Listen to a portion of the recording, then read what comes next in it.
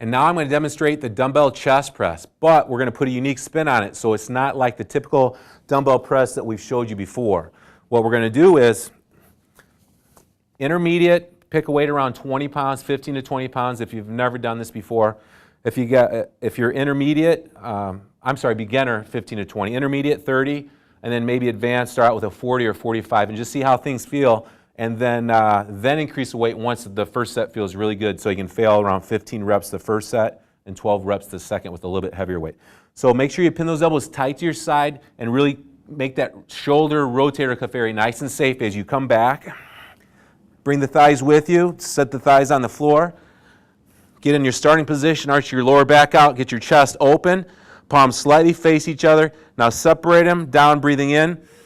And we pause right here for a couple of seconds. This is our traditional dumbbell chest press position right here. Exhale and drive them up. But with this technique, we're going to separate them.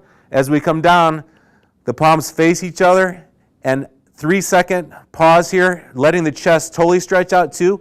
Halfway up, go into a press. Separate them. And pause. 3, 2, and 1.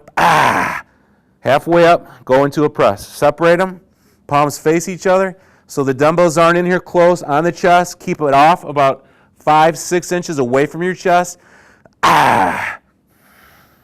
Keep that good body position with your lower back arched out, chest open. Now the buns don't come off the bench. The buns stay on the bench the whole time. Really work hard on keeping those buns fastened down to the bench on the last 2 or 3 because it's automatic that they want to come up because the body wants to gain a mechanical advantage when the chest isn't strong enough to lift the weight anymore. Acknowledge that and just end the set. Last one, palms face each other for 3, 2, get a real big stretch down here, 1. Separate them, down slow. If you're still got your composure, you can come up out of it just like you started. Come up right on the thighs.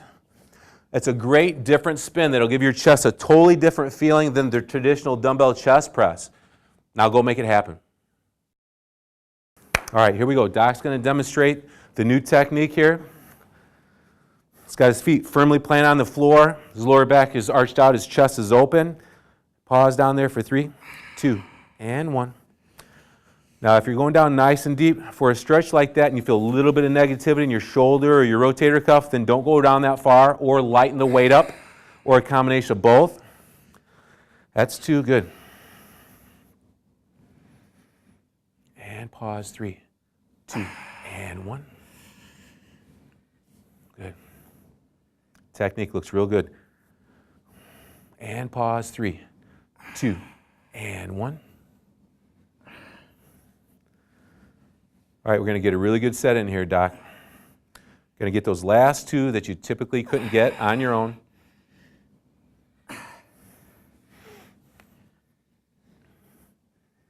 Pause, 3, 2, and 1. Pressure through. Good. All right, we got one more for sure. Stay nice and tight. 3, 2, and drive. Nice. All right, here we go. We got another one. And 3, and 2, and 1. Pressure through. Good. Let's try one more. Excellent. Great. Palms totally face each other. Pause right there for 3, 2, and drive. Come on, push her through. Nice. Attaboy. Very nice. Okay. Nice and slow, and we'll set you up. Great. I don't know if any of you noticed it, but on a couple of Doc's repetitions, he didn't have the grip totally comfortable, so he tried to adjust it in the middle of a repetition. Try not to do that. If you feel like you have to, it's an absolute must. Try to, but anytime you try to adjust when you're in the movement, there's a slight risk there. So. Yeah, part of the problem is it was a 50-pound weight and I was putting a lot of pressure on here. So ideally I should have worn gloves and it wouldn't have been a problem. But with this exercise, and prior training with Darren, I would do these, and I wouldn't come all the way down. There's a huge distinction here. It's a subtle depreciation, but huge, absolutely huge, is that you come all the way down, actually let the weights drive your shoulders back, and you're resting, so it's really pushing. It's a totally different exercise. And I can honestly, I was actually using lifting with higher weights before, and I think I injured my back as a big factor. So backing down the weights, getting the full stretch in there, get a complete range of motions, strengthens other areas of your back, I think you're going to decrease your risk of injury and get a better workout overall. That's a great tip, Doc. And we do have a motto: make light weights feel heavier by going slow, doing some unique things, and not using momentum. And that's a great tip right there. So there's one. Make sure you remember that, and you can Yeah. go make it happen.